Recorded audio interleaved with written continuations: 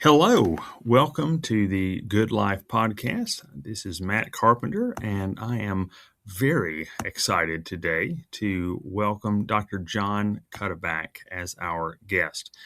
Dr. Cuddeback has been a professor of philosophy at Christendom College for 30 years. He lectures and writes on how to live the good life, and actually, his work is part of what motivated the name of this podcast that which started a few years ago.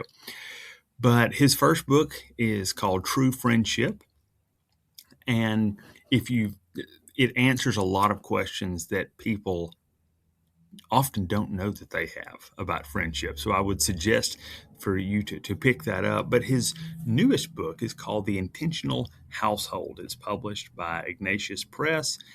And he also has been working for years at I don't know, John, would you call it just an organization called Lifecraft, or is that the hmm best way to? hmm Okay. Sure. So Lifecraft is designed to help people put the things that he has written about into practice. So, John, thank you very much for joining us today. Great to be here. Thank you very much. So the first thing that I ever read of yours was on your blog, Bacon from Acorns. And then later on, after you developed the Lifecraft class there's one class for husbands and fathers, another for wives and mothers. Uh, I went through it and it was really good. And then it was, in fact, so good and so helpful that I went through it again because and still learned from each time. So just talk about, though, when you started this. You've been teaching philosophy for a while. So these are things that you have thought about already. So what about your work as a philosopher drew you to the particular topic of the home, the household, and the needs that exist within it today? hmm hmm Well, I suppose it's kind of the central instance of the bigger picture of why I love philosophy so much. Um, eh, Namely, to try to come to have more insight into God's amazing plan for life. In a sense, it's that simple. I tell people the only reason I'm interested in philosophy is because I want to try to serve the Lord. I want to try to live my Christian vocation. And part of what, but part of God's design, of course, is that we need to use our God given intellect, our reason, to discover truths of who we are, fundamental truths about human life that are available to us by using our reason and that then are deeply reaffirmed, drawn out, and furthered by his wonderful divine revelation. And I think there's a particular place for the insights of philosophy because at times it's very encouraging, it's very inspiring to see how even non-Christian philosophers were able to see. Of course, there's certain important things they couldn't see, but then they were able to see certain key truths about human life and what real human flourishing is, which just shows us how wonderful what God has designed and written into us, and including written into the world around us, is. And the things I've always been most interested in are the truths that guide how we live, and thus ethics, how to live the good life. What are the virtues? What is friendship? These things are so central. I think they're ultimately at the heart of and are furthered by the Christian vocation. And of course, something like the household ended up coming into the center focus, I'd say, Matt, for two main reasons. Because, first of all, I'm trying to live my own marriage vocation, which is so demanding. And it's so much, especially today, requires that we be very intentional, that we look again, that we be willing to use our reason to try to understand more clearly what God is asking of us, what his plan here is for us. And it because the more we do that, the more we see how central it is to his plan for human life in general. And so we see that the kind of demise, the coming apart of the family, the household, is really, I say, at the center of the coming apart of broader society. And so what really inspired me to focus on this in my work was the conviction that this is kind of the issue of our day. It's not there are no other issues, but in many ways, I think we really can say it is the issue of our day because it is so central, so foundational in the life that God is calling us to live. It's almost like in prior ages, it could be more taken for granted. It wasn't so directly under attack. Now it is directly under attack, directly being dismantled. And so we have a kind of disorder. We have a situation in the world around us that is kind of uniquely dramatic and calls for a kind of new level of by God's assistance leaning into rediscovering his plan that's always better, that's always richer, and indeed is perhaps always more demanding than we realized. So I focused on that in the classroom, and then the book grew naturally out of this. I tell people for two main reasons. I see something bad and I see something good. The bad is this aspect of how our society, our cultural practices, our customs now are working against marriage, raising children, life in the home, which makes it be harder to follow God's plan. That's the bad side, but we have to recognize that in honesty. On the good side, God is at work. More and more, I see people, especially young people, getting married who want something different. They know they want something different, but they're not exactly sure what. And it's particularly in this area, they have the sense that we want to do something different in our homes. We know that's what God is calling us to do, but they need direction. They need encouragement. They don't have the examples they're looking for. So the point in the book was to give principles and encouragement through specific direction in trying to rediscover and enact today in the world in which we live this astounding plan. That was very well put. Well, And thank you. it then directs me back to thinking just when you spoke of young adults who are looking for something better. When I was talking about friendship, I said that your book on friendship helps people answer questions that they did not know they had. Mm, And I'm sure many of us have experienced when we come across something that answers or brings um, some solidity to just what was an intuition, but not something that we very clearly understood. So if we zoom out just a little bit, when you talked about an interest in understanding what a good life is, this is something you emphasize in your podcast, the Life Craft podcast with your wife Sophia, which are delightful to it's very helpful to hear. How though would you, and you can either you could define it or you could, if you want to, just give a more general description, however you choose to do so. But what is a good life? How would you, if someone said, Dr. Cuddeback, what is a good life that people have, the way that they've looked at it for years? What is that? mhm, mhm. That's a big question. I love big questions because we have to be willing to go back to the big questions because they're the foundation for everything else. And for me, this is very much a matter of both something that we see most fundamentally by faith, but also something that we can see. Of course, all is a gift from God. all is ultimately a gift of grace. But sometimes in the tradition, it's been referred to as there can be two lights, kind of the explicit light of faith and divine revelation. But there's also a light of reason, which can certainly go wrong and has to times be corrected by the light of faith. But through these two lights together, these lights, as it were, shine on the beautiful reality of God's plan. God's plan that in its fundamental outline has never changed. God's plan that can be seen often by people in part, can only be seen fully by by divine revelation, our Lord coming and saying, I came that they might have life and have it more fully. So here's this kind of fullness of life.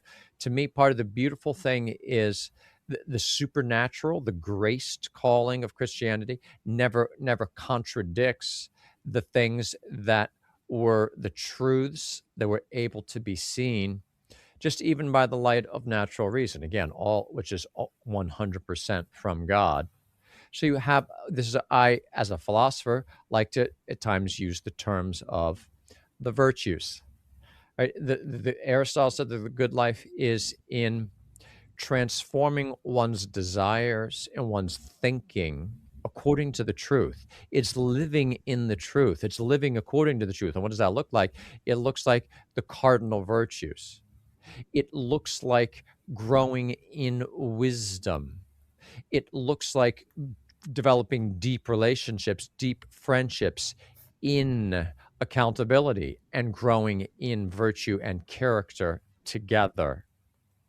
Now, of course, through the eyes of Christianity, we see there more fully, oh my, this is, as it were, this is God's plan. This is all a gift from God, who has designed human nature with a certain kind of stability, with a certain structure that demands to flourish in a certain way. And it's his law that points the way to that. It's his grace that empowers us to do that. We see now that we are called to supernatural life. We are called ultimately to the heavenly Jerusalem. But all these things fit together perfectly. This fuller view doesn't push out or doesn't deny the importance of the virtues that Aristotle talked about. It makes those virtues be all the more important. We are just and courageous and temperate in the Lord, in a whole new way. And all of that is given life by our faith and our hope and our charity that oversee this whole beautiful structure of, we might say, life in Christ. And so it's life is such an amazing thing. Real life is the good life. It's good according to God's design, by his grace, according to that plan. So that kind of in the universal level, and then I love to just come back to in kind of, again, you never could have made up this plan. We always go further in trying to discover it and realize so much of everything that we've just said is what comes clear, what is practiced, what we are formed for in our homes, in the heart of a home where life naturally begins. And hopefully, in most circumstances, it's where life should naturally end. So home is the home of virtue. Home is the home of relationships. Home is the home of faith and hope and charity. And so I like to keep that focus, even take it to the top, I think, at the end of Psalm 23. And I desire to live in the house of the Lord forever. So we're made to live in his home. We get prepared for that in a special way, not only there, but in a very special way in our own homes. Our homes are to be a kind of image of and a preparation for living in our heavenly home. So that's just part, Matt, of how I think about the kind of the good life as a whole. That is helpful, and it combines those two lights that you mentioned of divine revelation and general revelation, both which we rely on in order Hmm. to see and understand What, and I know life is always changing for you. Now, you and Sophia, how many children do you have? We have 6 children. Okay, six children. So, what then does an average day, the fact that you've been teaching this, studying it for years, what does, if you can say, an average day in the Cuddeback household look Mhm, like? I mean, you could talk about now during the summer, or during the school mhm, year, because mhm. I know some men would say, "Well, that's great if you can, having a household is fine if you could just stay home and give yourself all the time to it." Sure. But as not all can do that, and even you yourself don't. Right. Neither do I. So, what does an average though day look like in your Mhm, mhm. household? Alright, how about this? How about if you don't mind, I'll start with kind of a principle and then kind of give kind of the average and give some examples from our own life. Um, to me, one of the key things of understanding the world in which we live is to see how basic structures, social structures, have moved away from the appropriate place of household in our life, and thereby have made it harder to live it. What particular thing right now am I thinking of? Something that I think often we don't think of, and I've only come to see this over years of both study, reading, consideration, looking around me.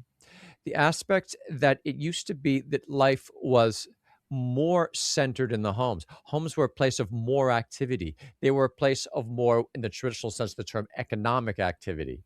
People doing the work that kind of support their life was more done in the homes. It was really at the Industrial Revolution that work tended to be taken out of the home, and especially the work of men, very much removed from the household. Now, these are complicated things. To some extent, it's always been the case that, especially when necessary, and according to one's state in life, etc., that especially the man might have to work out away from home. He's not always able to be at home, but this become much more standard, much more dominant. This model of, well, yeah, the man goes out and works out there. It's interesting. When I was growing up, I thought that, quote, the traditional model of household was basically what it was when you see in the television shows from the 1950s.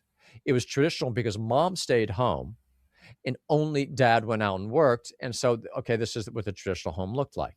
There is something more traditional about that than many households that I was knowing in the 80s, say. All right, but be that as it may, what we need to recognize is I'm going to put it this way, a more traditional, and I'm going to say a more natural version of household that um, tended to have men and women, husbands and wives, mothers and fathers, more having a shared project of forging a life together in the home, where there weren't so many things pulling them away.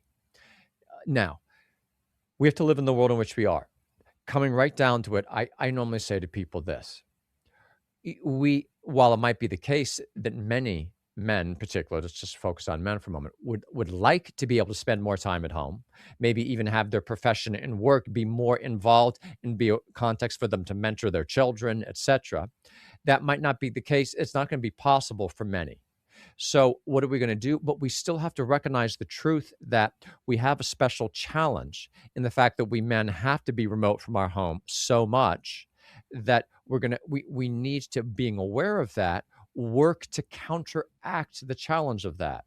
And thus, that can make a real difference, even in the challenging context we are. I, as a teacher, have to be away from home a lot. Teachers were always going to have to be away from home a certain amount, maybe even more now. I'm not going to not be a teacher because of that, but I am going to recognize that it makes it be especially incumbent upon me as dad to be looking for special ways of making sure that I have good context to connect with my wife and children in the home. And this has to take specific form. This isn't just abstract ideas of, well, okay, I need to really spend some time there. And we this is where ultimately in the book I focus on two principles of, one, how are we working in the home? And I mean work not in the sense of probably what is our main profession, but work in the sense of more the home arts, those things that are normally the context, to work together in the home.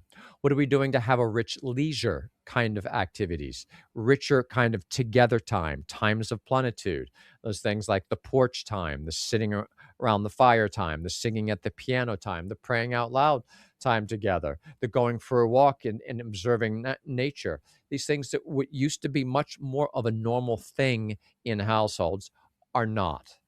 So it's going to be more challenging today. In many ways, we have more forces pulling us away from the center of home. So my principle is we need to,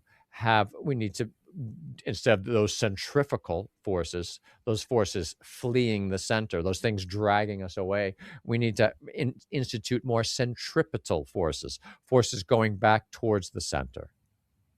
Matt, that was all the backdrop for saying, but Sophie and I have tried to do intentionally. Certainly haven't been perfect at it, but what are we trying to do? We're trying to focus on a few key ways to intensify life in the home for the sake of really forming persons there in the deepest, most important way, for the sake of really living together, growing together, and deepening our relationships, always beginning with that spousal marriage relationship and having that flow over in rich, concrete ways to how we relate to our children. And for those reasons, we have chosen to have a homestead. It's for those reasons that we have decided to grow food, to raise pigs, to slaughter those pigs. Now, in getting concrete like that, I want to say those you have to choose some concrete things that you're going to do in your own home. Other people will choose other things, but some form of richer work, some forms of leisure, that was the principle at work behind the fact that now, if you ask about an average day, yes, the average day has a bit of kind of chores in the sense of taking care of things that we are doing in our homestead as a way of working together to produce the kind of things to fulfill the needs of human life. Other things, we make a point, for instance, of reading out loud together. That has always been a real focus. Sophia and I read out loud to one another sometimes. We read out loud with the children. Now we're blessed to have grandchildren coming and to have them, to have guests. So having guests over to join us maybe in our work, to join us in that leisure. These are the things, if I were to point to what's going on right now in these summer days, it's going to be these kind of activities that we've chosen in view of those principles I just said. Now that is both on one hand helpful, and for some, I know it could be intimidating Sure. for someone who thinks, I don't know where to start. Now, of course, for the person who says, I don't know where to start, I have a wonderful book recommendation that I would like to give them, and that is your book on the intentional household, uh, which is by that title, because it is very helpful. And it is something, when you were talking about the two different forces, often many parents that I've spoken with find it difficult to institute things that will be forces that will bring the family together, Mm-hmm. because it takes a lot more work on the Mm-hmm. part of a parent, or parents both, plural, to bring everyone, to unite everyone together in something, than just to let things go the way of chaos. And back, I don't mean chaos as in Mm-hmm. things that are disheveled, but that simply things naturally go from order Mm-hmm. to disorder. So, as stewards in our home, part of our calling is to help bring order in a good way there. So, Yeah. you actually host a Lifecraft weekend or day or something like that. Mhm, mhm, And I think there's even one coming up. So, tell us what do you do for anyone who might be interested? What goes on when you have that? mhm, mhm. Well, thanks for asking. I'd say it's always a combination of principles and then concrete applications. By principles, I mean truths that are kind of root truths through which we can think more clearly about the whole situation. So the book has 8 principles for renewing life in the home.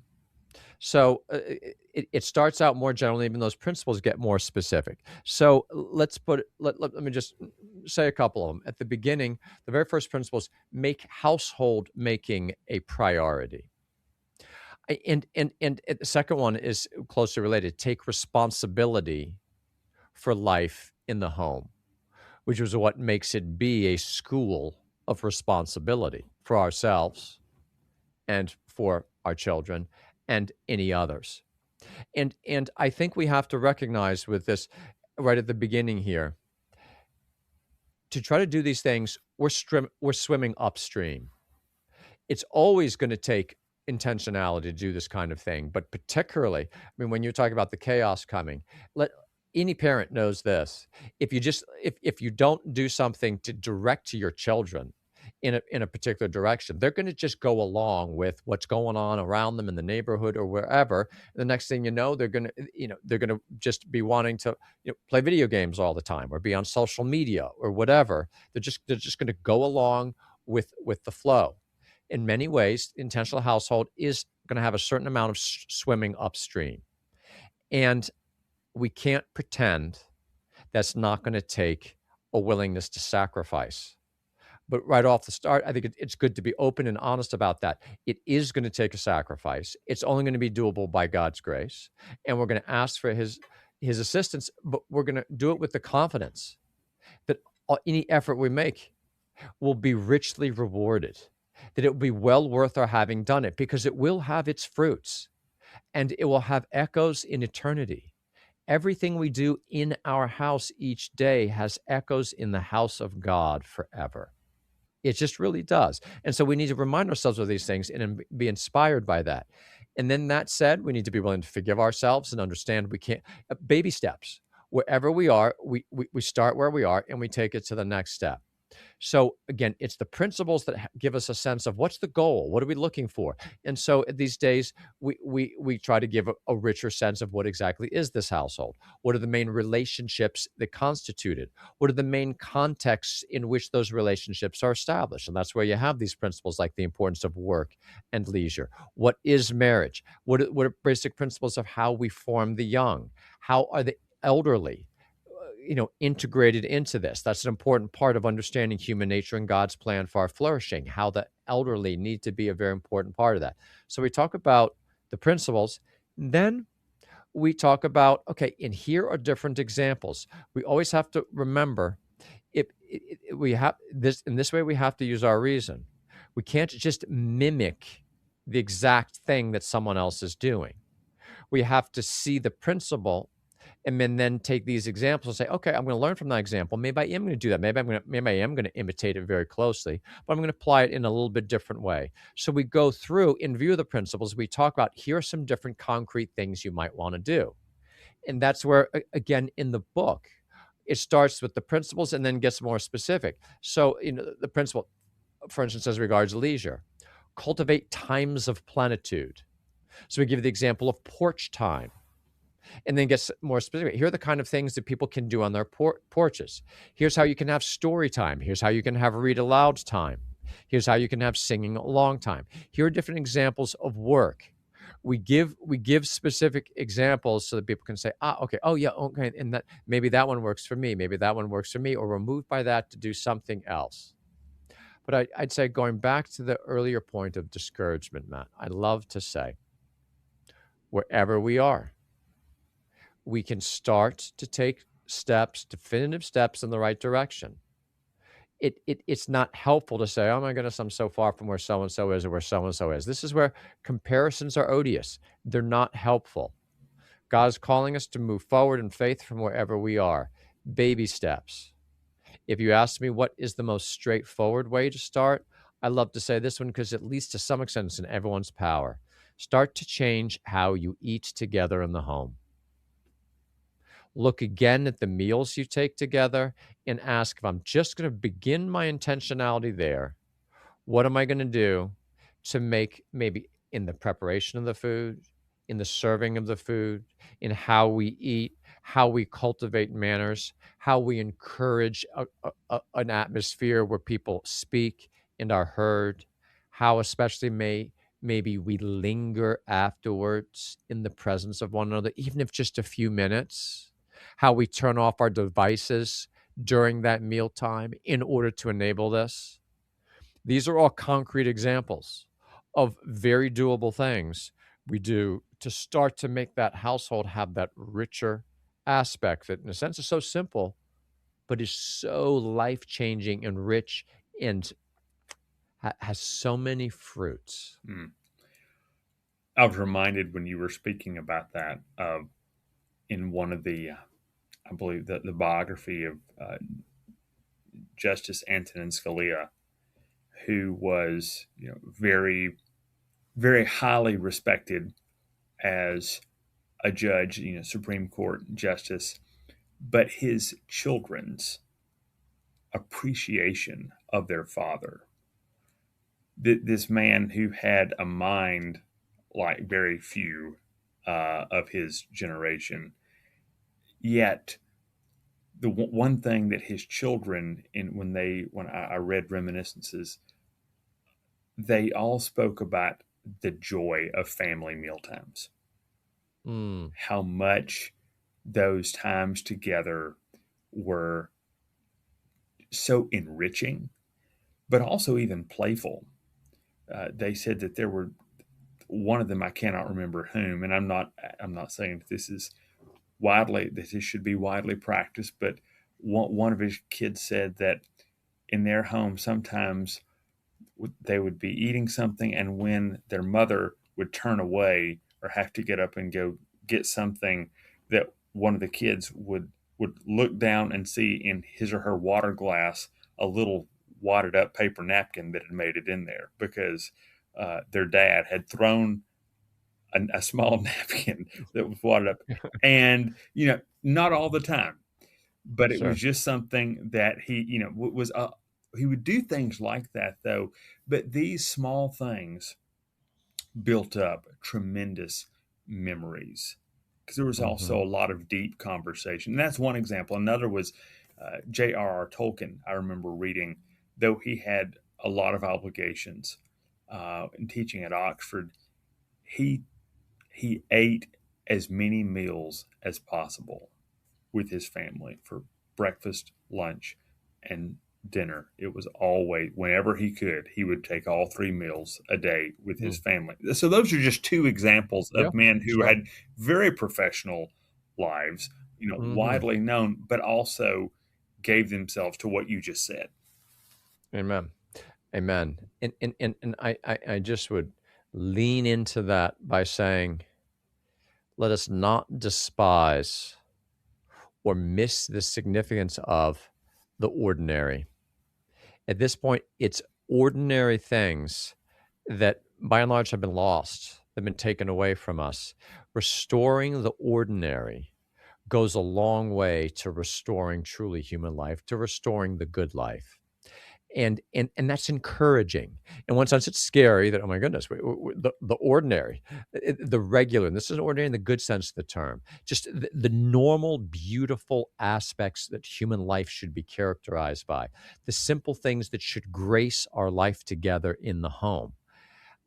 So in one sense, it's right there for the picking, because okay, well then you don't have to do anything weird and strange or come up with um, outlandish new customs. We have to eat anyway, and so to lean into doing that well, and build out from there. Maybe then we starts to have. That's why for us. explain about this a bit in the book. I know this isn't repeatable by many and might sound a bit strange, but the experience of the pig slaughter. You're in Alabama. I bet you anything now, if you ask around, you find anyone from just a couple generations ago out on the countryside, and that's the way it is here in the Shenandoah Valley. You say there's not many of these people left yet. Just a few years ago, it's just pretty much any old person you come upon. You say the word pig slaughter, boom, they're off and running, talking about, well, when I was a girl, Yes. when I was a boy, and it's grandpa this, and it's auntie this, and it's the children were doing this, and the community came together, and here's how we lived, and they knew who they were, and they belonged to one another, and they rejoiced in the simple things of life. They develop skills of their hand and of their mind and of their heart. I'm not trying to. This is not nostalgia. This is not, oh, we need to go back to the past. No, it's recognizing certain fundamental, ordinary human patterns. Were they all doing it perfectly? Absolutely not. Can we learn very important things? Absolutely. And I like to say I deal with young people all the time. By the hundreds, I've gotten to know young adults. And one of the main things I say this not to be negative. I say it because we need to look it in the eye and then, by the power of God, address it. Young people don't have the relationship with their parents that they need, that they want. And especially that's the case with fathers. And it's not magic. It's what it is it's come down to ordinary. Relationships between fathers and children are cultivated in the ordinary activities of home. And what are the ordinary activities? Things like those work and leisure things. But I'm so busy. That's scary to me. How am I ever going to make time for that? Baby steps. And first, set your heart and intention on it, and then give that intention flesh by choosing those couple things. And we even talk to our children. Frankly, this begins with our wife.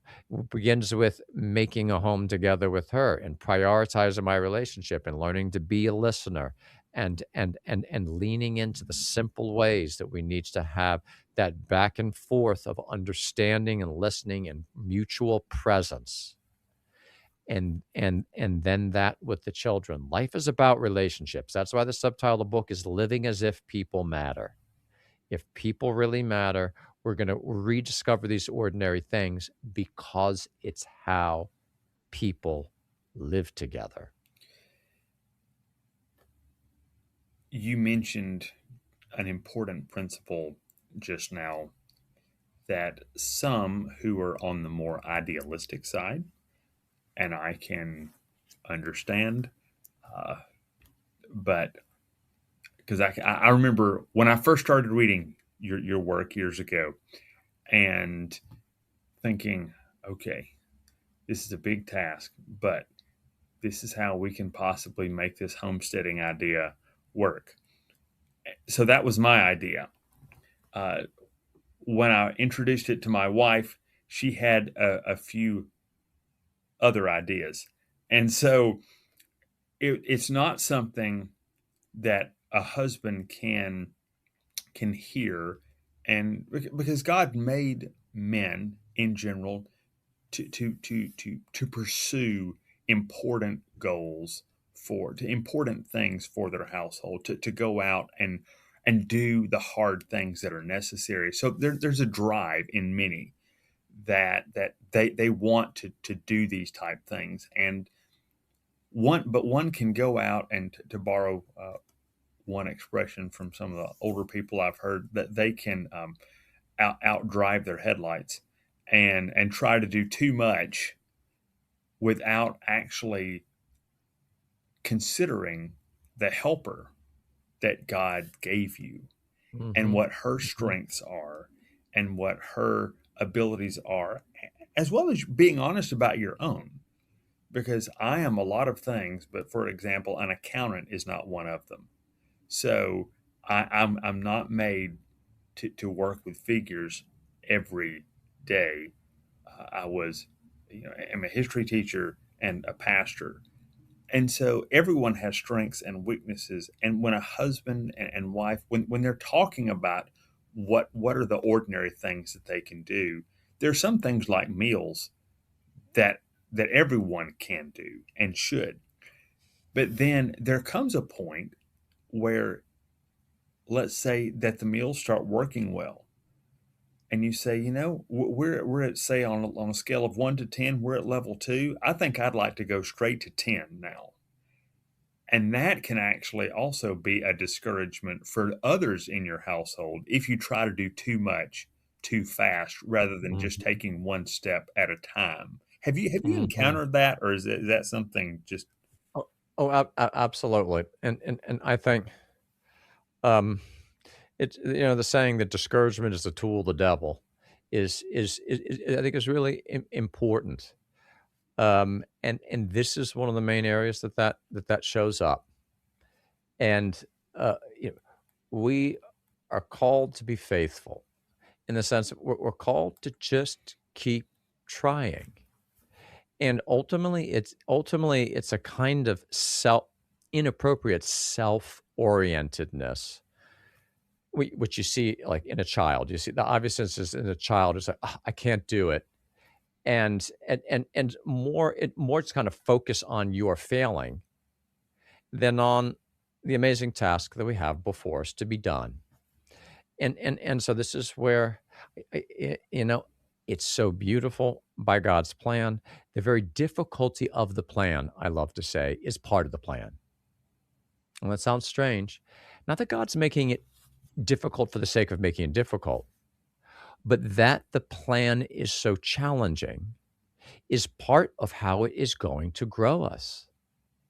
This is part of the wisdom of God and how he fits all this together. Another beautiful aspect of that is how the plan is so difficult. It demands, as you were referring to earlier, that we work together with our loved ones. If we're married, that we're working together with our spouse. To succeed, we need to do that. And so just to recognize at times, it's just we just have to keep going in faith. Oh, you have little faith. Why did you stop walking on the wall? Why did you look to the left and look to the right? Don't compare yourself with others. Don't worry, or how am I going to do this? Or even how I have fallen. From wherever I am, eyes on the Lord, walk forward in faith, and just persevere. And it's obvious that that will have its fruits in the relationships in the household, in our relationship with God. yes? I know, speaking for myself, there are things that God has allowed us to do, like me and my wife Amanda, and with our 4 kids. There are things that we're able to do now that we could not and we were not capable of doing 5 years ago or 10 years ago, just for any number of reasons. It's not that any amazing uh, light has dawned or anything, but it's just sometimes you're at a different stage, but also sometimes there's other areas that the Lord is working on, and it's just not time yet. And that's what I'm hearing you say is Mhm. that's okay. You just do Mhm. what God gives you to do Mhm. and Mhm. serve there. So I boy, I'm enjoying this, and we've not. I mean, we've not even gotten into really in depth with your book. But one of the chapters that jumped out, and of course there are several here, but one that I really have thought about a lot was in your chapter on work, as work being one of those centripetal forces that helps bring a family together. How we work has been fundamentally kind of disturbed by the industrialization of society. And so now, and I'm not saying that means it was all bad, but it certainly had some very disruptive factors there, especially in how the household was disrupted. So, how are we now going to rediscover the true kind of integrated place of work in accord with human nature, accord with human dignity, accord with the priority of character, of relationships, and of working in the Lord. And I just really like to push, and so I'm glad you asked about that chapter. It's the kind of sleeper.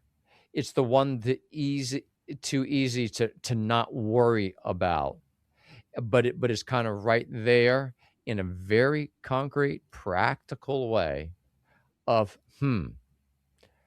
work is a context for living together. It's a context for forming one another, being together, growing in responsibility and in love together. And so to see work as a gift, and here I'm saying particularly, just many of us are going to have to say, what we do in our profession. These principles can apply somewhat there too, but right now that's not the fish we're frying.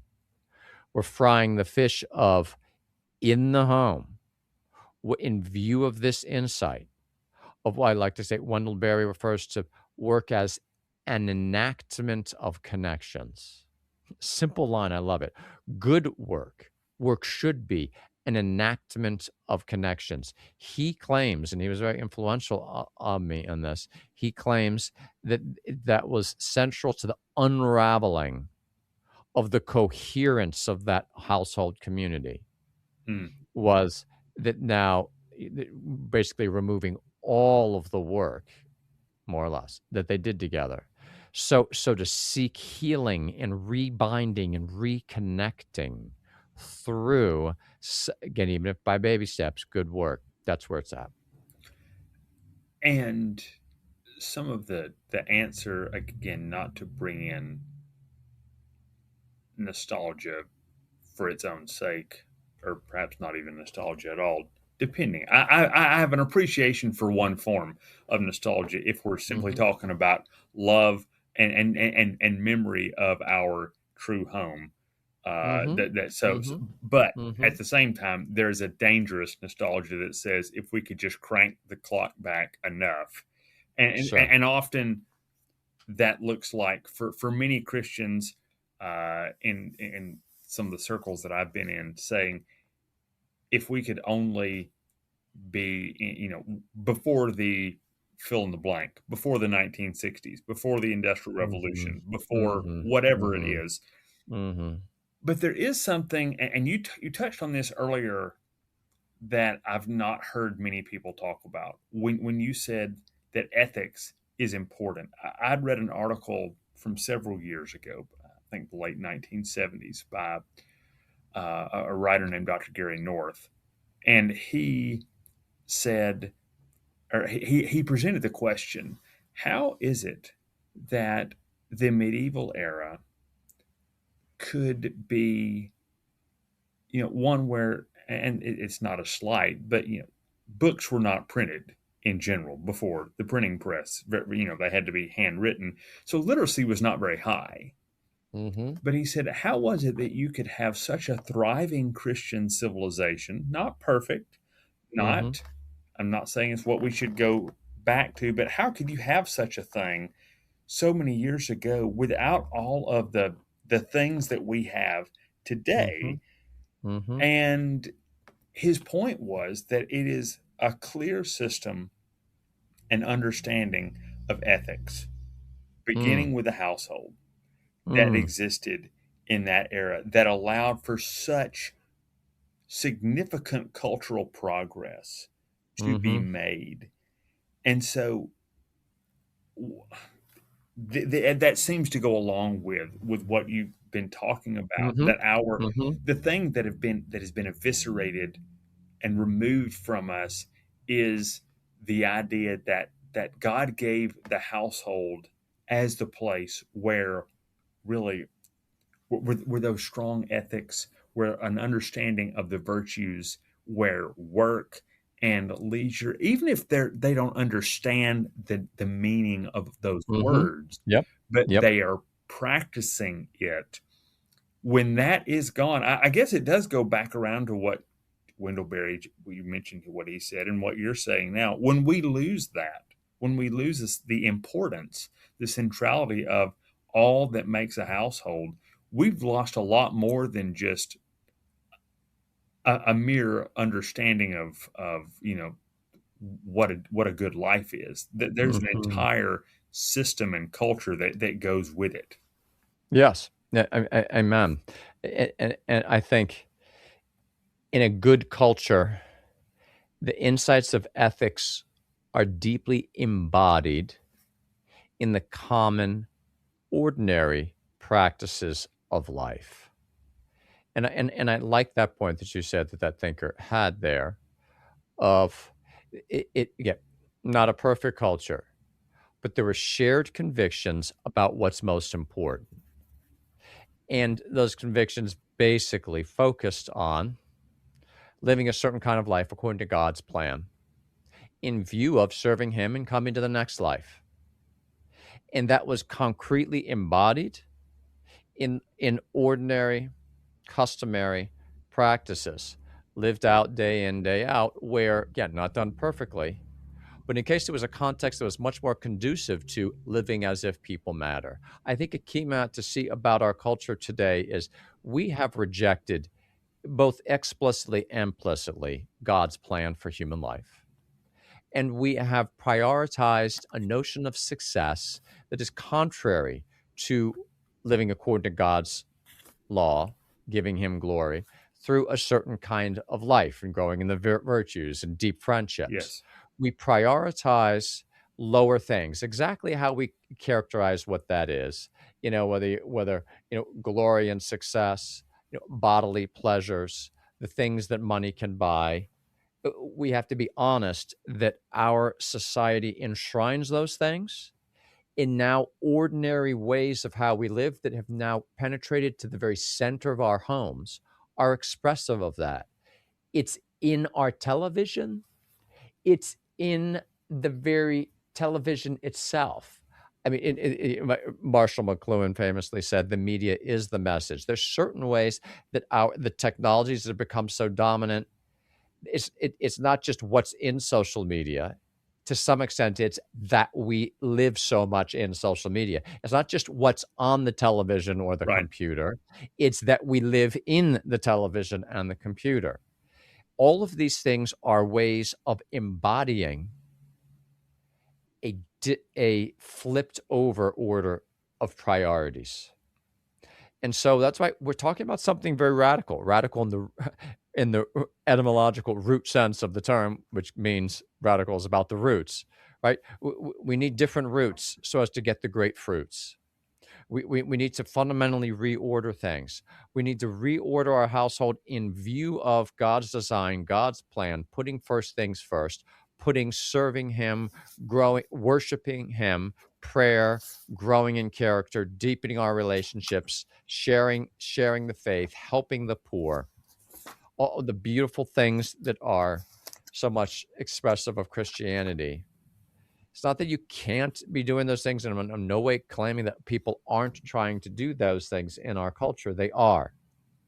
But I think what Christians really need to focus on is how much now w- our principles have been shoved aside and their rejection has been enshrined in how we go about things as a culture, right down to what's in the household. So that's why being intentional and renewing our households is very much key to how we're going to live our faith and spread our faith and share our faith from a vibrant home.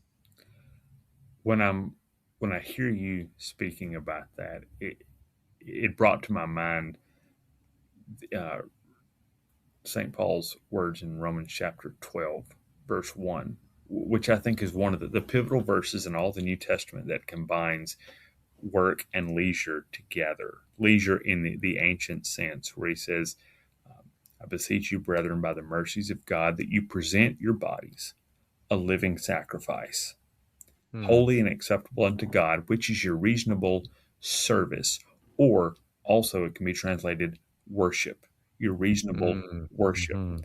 So within that, you have both. You have the call to present ourselves, to give ourselves to God, to do. to live our life in the way that He's called us to live, which that will be on one hand very different depending on the person, but also there will be, if they're following Christ, there will be overarching principles that will be the same regardless.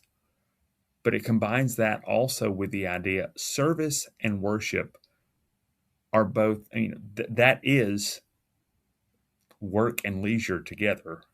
Because service can extend beyond merely worship, Mhm. but that is one Mhm. of the highest acts and greatest acts, and the act for which we are preparing for eternity. Mhm. Mhm. Amen. Amen. So while I would love to talk even more about your chapters, one of the things I would just say I appreciate, your chapters build on one another, beginning with the philosophical, the need for an intentional household, but then leading from there to the importance of responsibility, and then why work is a gift and why we should pursue it, and as well as leisure. And then it becomes, for every good thing that we say yes to, we also have to say no to lesser things. And you Mhm. talk about that when you talk about Mhm. technology. You talk Mhm. about the importance of, for spouses, of coming together not only as lovers but as friends. And it works. The book works in a harmonious way. And so the last question that I'll ask specifically regarding the book is, in the last two chapters, you talk about children and about being older.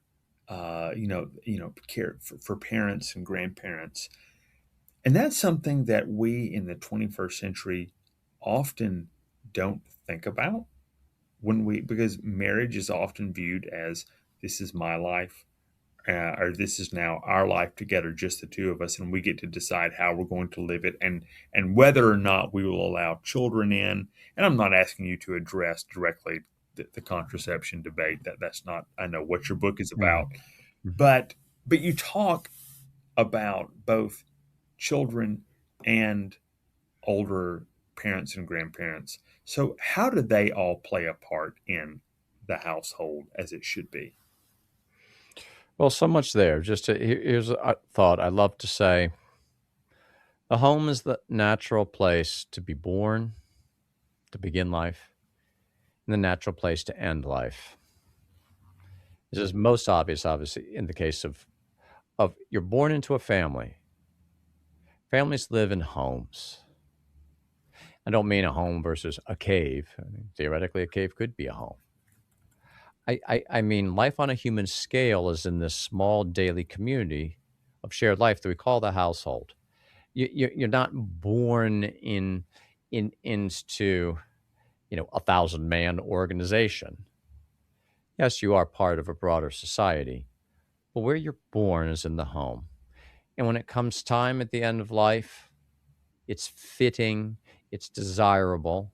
This isn't as obvious that as it were, you need to be born into a home. Although in certain ways, I mean, and apocalyptic books, tell stories of, and something that could be done of, kind of having factories of birth kind of thing. Um, but where you die, it's fitting that we kind of go back those relationships that are most central. It's so this is idyllic, and sometimes we're not going to be able to do that. Sometimes people, due to the various circumstances, have to be in a nursing home. The principle here, though, is that as much as possible to connect the elderly, the dying, in this oh so important and natural stage of life, that a big part of life, according to God's plan, is how we die. That shows who the household is. It enables the household to become more fully itself. We learn so much about what a home is by looking at the weak, the vulnerable at the beginning of life, the vulnerable at the end of life, where you kind of come full circle and come back, and the gift that the elderly are to us. in what they give to us in their wisdom and experience, in what they give to us by needing our assistance. There's so much richness there. But just to, again, this should be ordinary. To rediscover the ordinary gift, if we just recognize what it is to be human and what human life and human persons, especially in our vulnerability, are calling out for. They're calling out for a home. Children need a home. The elderly need a home. And that is it is a special prompt and inspiration for us to make that household that life-centered place for the sake of all of us. Thank you. That's a great way to, you know, to conclude looking at the book. And again, for those who are interested, the book is called The Intentional Household: Living as If People Matter. It's published by Ignatius Press, and you can find it on their website. You can find it certainly on Amazon and other booksellers. So, Mhm.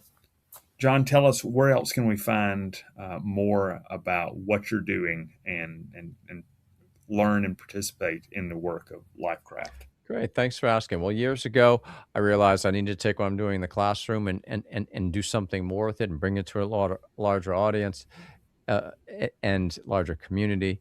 Lifecraft, the website is life-craft.org. And the notion of lifecraft, the reason for the name is God's calling us not, yes, to make little things, but most of all, to make a good life. We need to craft a good life. This is what God is fundamentally calling us to do by His grace, by His power, according to His plan. We need to take responsibility for ourselves and in a very special way for others. In the household is the kind of archetype of that, crafting a good life according to His plan by His power. And so Lifecraft is about always providing free materials, with videos, Wednesday quotations, reflections on the ancients, man of the household course, woman of the household course, free all the time on demand. The podcast is called The Intentional Household. This book, in many ways, is a kind of encapsulation, bringing together of the key things that we try to do there. The idea is to give the principles, give the encouragement, applying a timeless wisdom to life in our time. We have to live in our age. We need to learn from ages that have gone before. And so that's the idea. Well, thank you. This has been helpful, and I will place links to all these that you mentioned in the show notes, so that people can easily find those. Thank you very much, and I really appreciate you coming on today. It's been a true pleasure. Thanks so much for the great questions, the great conversations. God bless you and your ministry and your work. And it's been a blessing to pursue these things with you.